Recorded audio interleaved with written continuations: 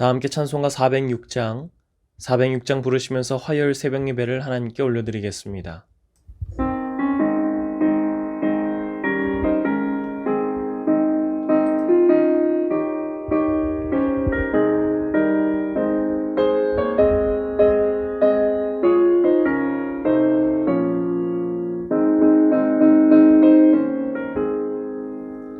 고난 내 영혼 편히 쉴 곳과 풍랑 잃어도 완전한 보고 폭풍까지도 다스리시는 주의 영원한 바르지에 주의 영원하신 팔 함께 하사 항상 나를 붙드시니 어느 곳에 가든지 요동하지 않음은 주의 발을 의지함이라. 세상 친구들 나를 버려도 예수를 함께 동행함으로 주의 은혜가 충만하리니 주의 영원한 바르지에 주의 영원하신 팔 함께 하사 항상 나를 붙드시니 어느 곳에 가든지 요동하지 않음은 주의 팔을 의지함이라.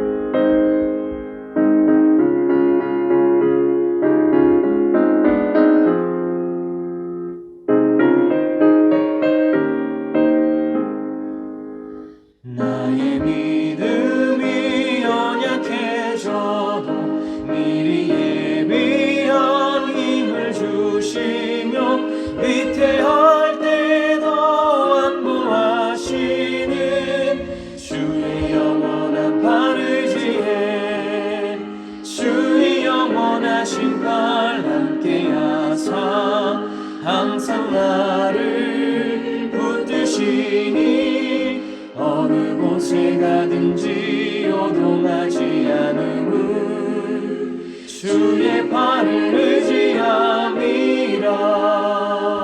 능치 못한 것 주께 없으니 나의 일생을 주께 맡기며 나의 모든 짐 대신 지시는 주의 영원한 바르지에 주의 영원하신 팔 함께 하사 항상 나를 붙드시니 어느 곳에 가든지 요동하지 않음은 주의 팔을 의지함이라.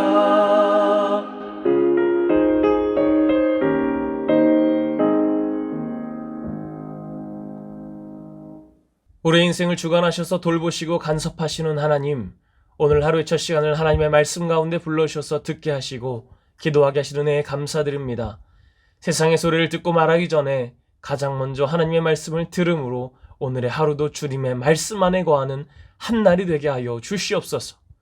역사를 주관하시고 대한민국을 사랑하시는 하나님, 언제부턴가 이념의 대립으로 사람들이 양끝으로 갈라져 한 영혼을 영혼으로 보지 못하고 사람을 세우시고 패하시는 하나님의 방법을 보지 못하는 우리의 모습을 돌아봅니다.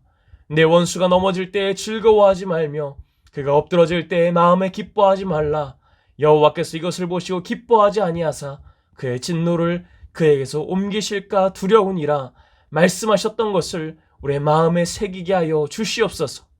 정의롭지 못한 사람들의 무너지는 것을 보는 것보다 그 사람들을 향해 비난하는 우리의 심령이 포악해짐을 더 두려워할 수 있게 하여 주시옵소서. 오직 판단하시는 분은 하나님이시오니 우리는 그저 기도하며 긍휼로 나아갈 수 있게 하여 주시옵소서. 또한 지금 이 시간에도 고통스러운 시간을 견디며 숨지겨 예배드리는 북한의 성도들과 간절함을 담보삼아 날마다 목숨을 잃어가고 있는 국민들을 불쌍히 여겨주시고 그들을 구원하여 주시옵소서. 그들을 황폐하게 만드는 독재 정권은 무너지게 하시며 하나님의 개입하심으로 복음적 평화적 통일을 이루게 하여 주시옵소서. 우리 교회를 기억하시고 여호와로 인해 기쁨과 즐거움을 허락하실 하나님, 하나님께서 우리에게 약속하신 그 땅이 처음부터 우리의 눈에 보였던 것이 아니었음을 기억합니다. 그 땅은 믿음의 사람들을 낙담하게 하는 사람들의 음모가 있었고 우리 스스로 보기에도 너무나 작고 연약하여 그것을 차지할 수 있을까 하는 두려움과 의심도 있었습니다. 그러나 그런 우리에게 때마다 하나님의 놀라우신 섭리하심으로 지금까지의 일을 보여주셨사오니 곧 그 땅을 차지하여 들어가고 하나님을 예배하고 찬양할 날이 얼마 남지 않았음을 기쁨으로 고백할 수 있게 하여 주시옵소서.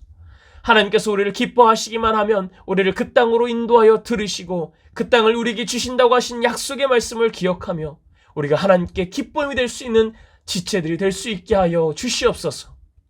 이를 위해 발벗고 나서서 수고하시고 고민하시고 애쓰신 한임 목사님과 장로님들과 날마다 성전을 사모하며 각자의 삶의 자리에서 기도하시는 성도님들을 성령으로 무장시켜 주시옵소서. 또한 관리처분 항소심에도 함께 하시어 우리 교회의 억울함을 신원하여 주시고 정당한 보상을 받아낼 수 있는 판결을 내릴 수 있도록 간섭하여 주시며 이 모든 과정에 문제없이 빚 없이 민원 없이 원망 없이 해결될 수 있도록 하나님 도와 주시옵소서. 또한 가족과 자녀들의 인과 기도를 위해 간절히 기도하는 성도들이 있사오니 그들의 기도가 땅에 떨어진 것 하나 없이 모두 하나님께 닿게 하시며 열매의 결실을 맺는 날을 반드시 보게 하여 주시옵소서. 모든 교육자들과 사모님들과 직분자들과 팀사역자들과 지역장, 부지역장님들 보이지 않는 곳에서 수고하는 모든 손길들을 기억하여 주시고 날마다 주님 주시는 새 힘으로 맡은 일에 충성을 다할 수 있게 하여 주시옵소서. 특별히 자라난 교회학교와 청년부에도 믿음의 분별력을 허락하시고 자라난 과정 가운데 늘 하나님의 말씀이 새겨지게 하시며 그 인생에 하나님의 일하심을 날마다 경험하며 하나님을 떠나지 않는 삶이 되게 하여 주시옵소서. 영유치부와 유초등부의 여름성경학교, 중고청 여름수련을 준비하는 가운데 있사오니 이번 여름 사역을 통하여 우리 다음 세대들이 하나님을 진정으로 깨닫고 믿음으로 하나님을 고백하게 하며 주님을 인격적으로 체험할 수 있게 하여 주시옵소서.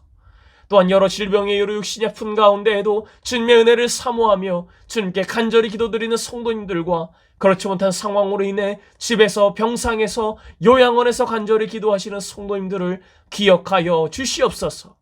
혹여나 도저히 기도할 수 없는 상황에 있는 환우들의 간절한 마음을 대신하여 기도하오니 우리의 기도에 응답하여 주시옵소서. 여전히 병실에서 하나님의 치유하심만을 간절히 기다리며 회복하는 중에 있는 환우들을 기억하여 주시옵소서. 항암의 치료를 받으며 고통을 견디는 환우들에게도 용기와 담대함을 허락하셔서 그 두려움 속에서도 오직 주님이 주시는 평안함으로 이겨낼 수 있게 하여 주시옵소서. 그리하여 오직 나사렛 예수 그리스도 이름으로 명하노니 머리와 눈과 귀와 어깨와 허리와 무릎과 다리와 폐와 고관절이 새 것처럼 회복될지어다.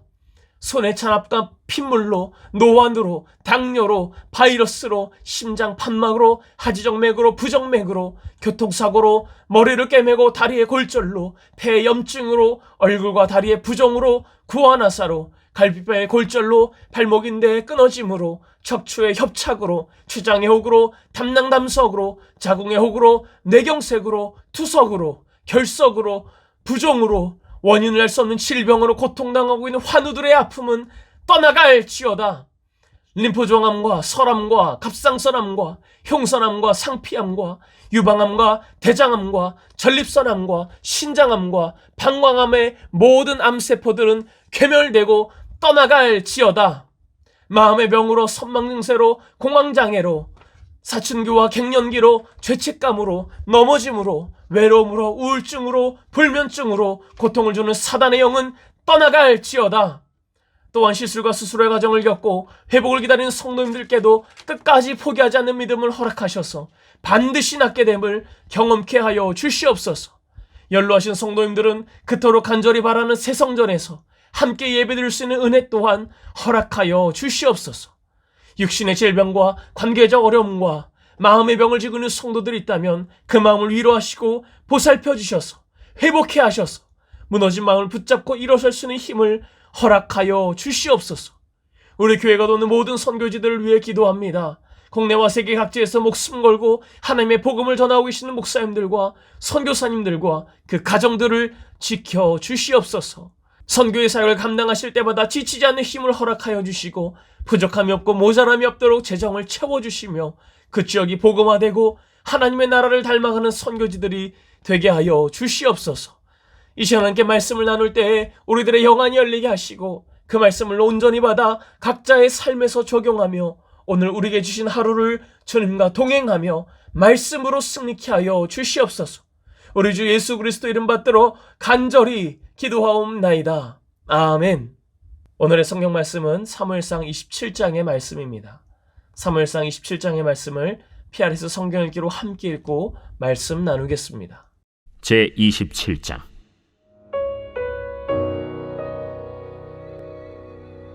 다윗이 그 마음에 생각하기를 내가 후일에는 사울의 손에 붙잡히리니 블레셋 사람들의 땅으로 피하여 들어가는 것이 좋으리로다. 사울이 이스라엘 온 영토 내에서 다시 나를 찾다가 단념하리니 내가 그의 손에서 벗어나리라. 다윗이 일어나 함께 있는 사람 600명과 더불어 가드왕 마옥의 아들 아기스에게로 건너가니라. 다윗과 그의 사람들이 저마다 가족을 거느리고 가드에서 아기스와 동거하였는데 다윗이 그의 두 아내 이스라엘 여자 아히노함과 나발의 아내였던 갈멜 여자 아비가일과 함께 하였더니 다윗이 가드에 도망한 것을 어떤 사람이 사울에게 전하매 사울이 다시는 그를 수색하지 아니하니라. 다윗이 아기스에게 이르되 바라건대 내가 당신께 은혜를 입었다면 지방 성읍 가운데 한 곳을 내게 주어 내가 살게 하소서. 당신의 종이 어찌 당신과 함께 왕도에 살리이까. 아기스가 그날에 시글락을 그에게 주었으므로 시글락이 오늘까지 유다 왕에게 속하니라. 다윗이 블레셋 사람들의 지방에 산 날 수는 1년 4개월이었더라.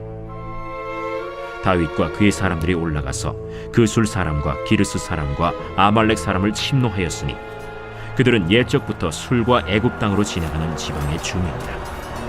다윗이 그 땅을 쳐서 남녀를 살려두지 아니하고 양과 소와 나귀와 낙타와 의복을 빼앗아 가지고 돌아와 아기스에게 이르매 아기스가 이르되 너희가 오늘은 누구를 침노하였느냐? 다윗이 이르되 유다 네겝과 여라무엘 사람의 네겝과 겐 사람의 네겝이니이다. 다윗이 그 남녀를 살려서 가드로 데려가지 아니한 것은 그의 생각에 그들이 우리에게 대하여 이르기를 다윗이 행한 일이 이러하니라 하여 블레셋 사람들의 지방에 거주하는 동안에 이같이 행하는 습관이 있었다 할까 두려워함이었더라. 아기스가 다윗을 믿고 말하기를 다윗이 자기 백성 이스라엘에게 심히 미움을 받게 되었으니 그는 영원히 내 부하가 되리라 하고 생각하니라. 할렐루야. 하루의 첫 시간을 주님 앞에 온전히 구별하여 예배드리고 또 말씀으로 이 하루를 시작하는 여러분 모두에게 하나님의 보호하심과 인도하심이 함께 하시기를 간절히 소망합니다. 오늘 본문도 지난주와 마찬가지로 여전히 다윗의 도피 생활에 대한 기록을 보도하고 있습니다. 어제는 다윗이 두 번째로 사울의 목숨을 살려준 하길라 사건을 보도하고 또 오늘은 다윗의 블레셋 망명과 시글락에 거주하면서 발생한 일들에 대해서 보도하고 있습니다. 다윗이 블레셋으로 망명하기로 했던 결정은 어쩌면 다윗의 마지막 승부수였을지도 모릅니다. 계속된 사울의 추적에 다윗뿐만 아니라 다윗의 가족들, 또 다윗을 따르는 600명의 용사들과 또 그들의 가족까지 하면 약 2,000명에서 3,000명가량이 이제는 더 이상 지쳐버렸을지도 모르겠습니다. 게다가 그들의 식량을 확보하기 위해서는 무슨 방법이든 필요했을 겁니다. 사울에게 쫓기고 있던 차에 이스라엘 땅에서는 정상적인 방법으로 식량을 확보한다는 것은 거의 불가능했을 것이고 또 이스라엘 땅에 남아있고자 하니 약탈을 해야 했을지도 모릅니다. 그런 면에서 본다면 다윗의 블레셋 망명은 최선은 아니라 할지라도 차선책이라고 할 수는 있었겠습니다. 그러나 그것은 어디까지나 인간적인 다윗의 생각이었습니다. 신정 왕국의 차기 왕이 될 사람으로서 이스라엘의 적대국인 블레셋으로 망명하기에 앞서 지금까지 자신을 보호해 주시고 구원해 주신 하나님께 먼저 물었어야 했습니다.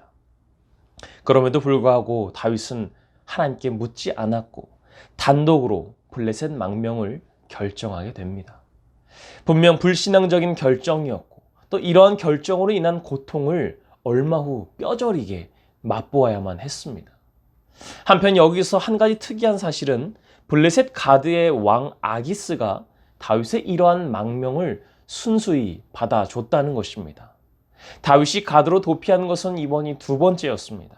21장을 보면 첫 번째로 가드에 도피했던 당시에는 죽음의 위기를 맞았다가 다윗이 미친 척하는 기질을 발휘해서 겨우 그 위기에서 벗어날 수 있었습니다.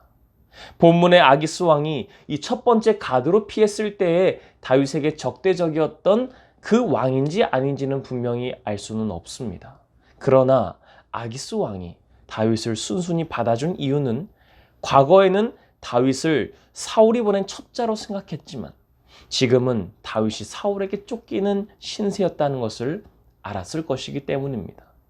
또한 예전보다 많이 약화된 블레셋의 군사력을 다윗과 그 부하들을 받아들임으로써 만회하고자 했던 의도도 있었을 것으로 보여집니다. 그렇다면 다윗이 블레셋 망명을 결정했던 이를 보도하는 오늘의 본문에서 우리에게 말하고자 하는 바가 과연 무엇일까요? 1절을 보면 다윗이 그 마음에 생각하기를 이라고 시작하면서 다윗이 블레셋 망명을 시작하게 된 그것을 결정하게 된 계기를 말해주고 있습니다. 그 마음에 생각하였다. 이것을 직역하면 이렇습니다. 다윗이 자기의 마음에 말하였다. 그런데 이 부분을 NIV 성경에서는 조금 다르게 해석합니다.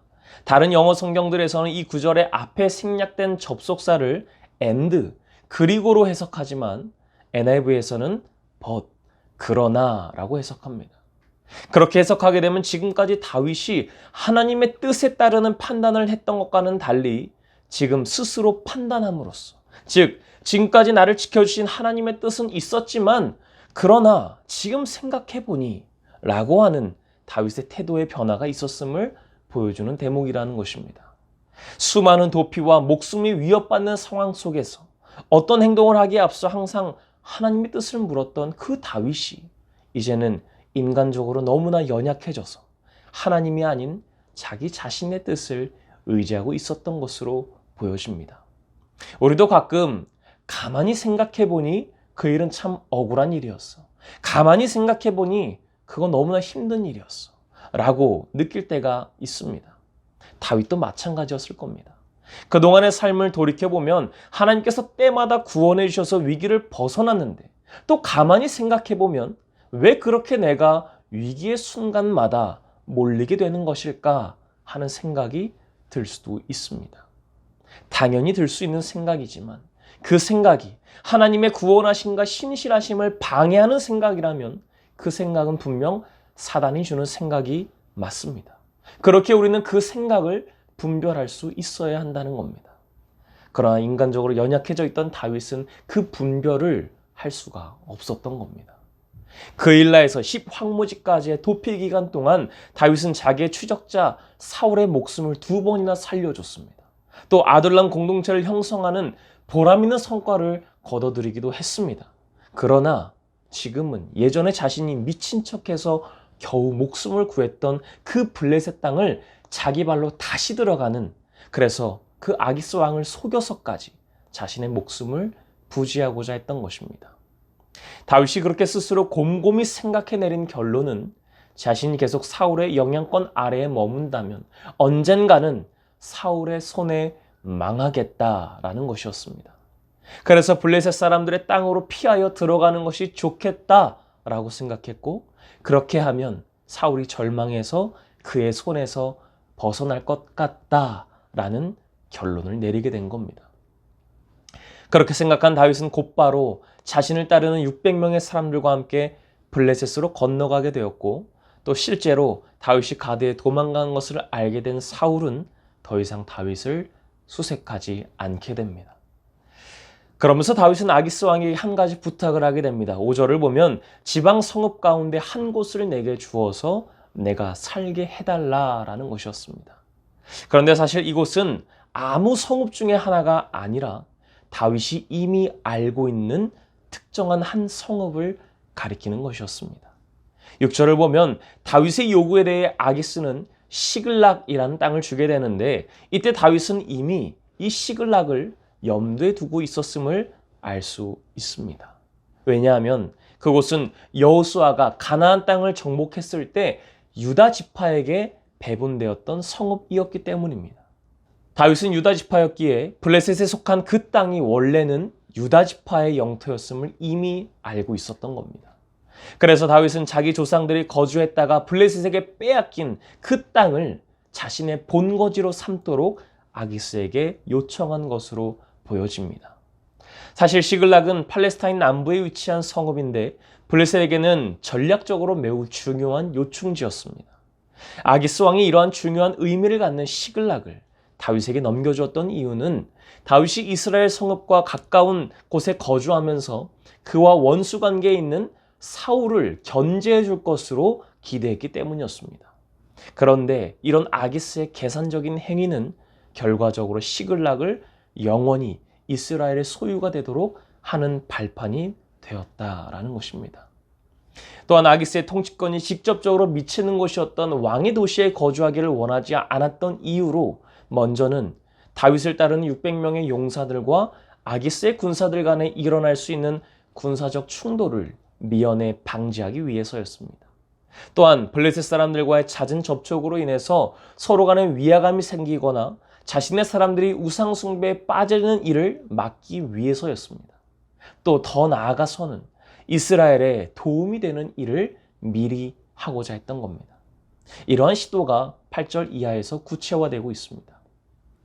결국 하나님께서는 인간적인 방법을 구했던 다윗이었음에도 불구하고 그런 다윗을 사용하셔서 훗날 이스라엘에게는 매우 유리한 점이 될 수 있도록 섭리하셨던 겁니다.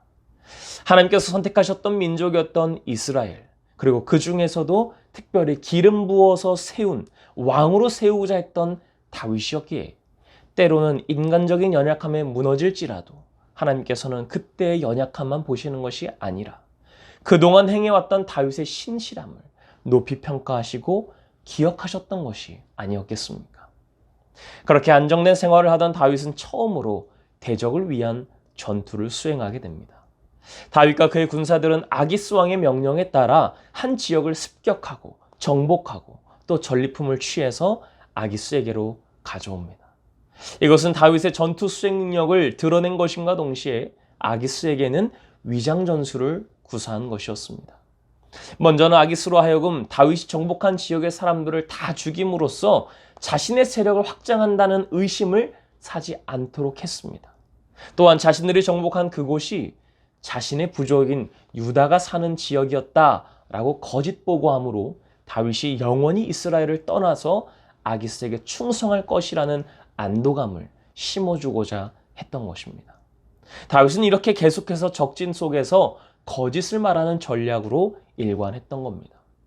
그러나 이러한 다윗의 거짓된 전략은 28장에 가서 블레셋이 이스라엘로 진격하려고 모병을 하게 될 때 그 참전의 요구를 거절할 수 없게 되는 난감함을 겪게 합니다. 과연 다윗은 그 전쟁에서 자신의 동족을 치는 일을 감행할 것인가? 이 고조된 상황에서 갑자기 이야기는 사울로 바뀌게 되어서 전개됩니다. 이토록 고조되어가는 긴장감을 잠시 독자의 상상에 맡기게 되는 것입니다. 사랑하는 성도 여러분, 다윗이 어쩔 수 없이 블레셋으로 망명하게 되고 또 어쩔 수 없이 자신을 따르는 사람들을 먹이고 살리기 위해 거짓으로 보고했던 이런 일들이 사실은 하나님을 크게 반역한 일이라고 보기에는 어렵습니다.